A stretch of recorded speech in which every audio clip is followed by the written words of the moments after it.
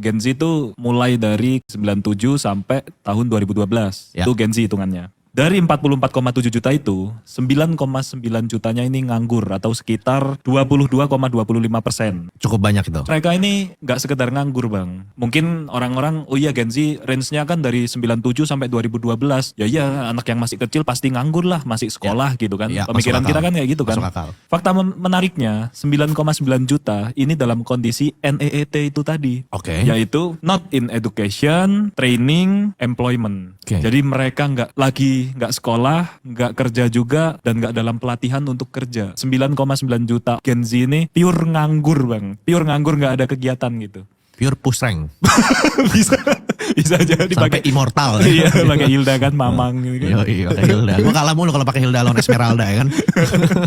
Pandangan lu gimana dulu? Satu-satu dulu datanya. Sebenarnya kalau misalnya ngomongin pengangguran ya, itu menurut gue pribadi ya, itu kita bisa lihat dari beberapa faktor yang mengakibatkan hal tersebut terjadi. Yang pertama pastinya ketersediaan lapangan kerja. Gue nggak tahu ya, gue belum melihat data, karena kan ini mendadak juga. Apakah lapangan kerja berbanding dengan orang yang siap bekerjanya ini sudah sama atau belum? Menurut lu yang harus menyediakan nih pemerintah atau gimana bang? Lapangan kerjanya tuh seluas apa? Oke, lapangan kerja itu kan BUMN, Badan Usaha Milik Negara. Kalau misalnya BUMN, berarti kan negara harus membuat sebuah perusahaan yang dimana akhirnya membuka lapangan pekerjaan. Sementara kalau swasta, yang swastanya di Indonesia, berarti dia harus membuka lapangan pekerjaan juga, membuka perusahaan juga. Atau kalau asing masuk ke Indonesia, buka perusahaan, kayak gitu. Sementara untuk melihat fenomena ini, yang kita perlu lihat adalah bagaimana si swasta ini bisa membuat usaha-usaha baru jika kondisi ekonominya lagi nggak bagus. Contoh kayak sekarang bunga berapa 6,3% atau 6,6% gitu kalau nggak salah. Itu kan artinya nyikat liquidity atau uang yang beredar di pasar ditarik, akhirnya mereka nggak hire employee lagi, mereka nggak expand dan lain-lainnya lagi. Itu yang pertama, untuk yang badan swasta.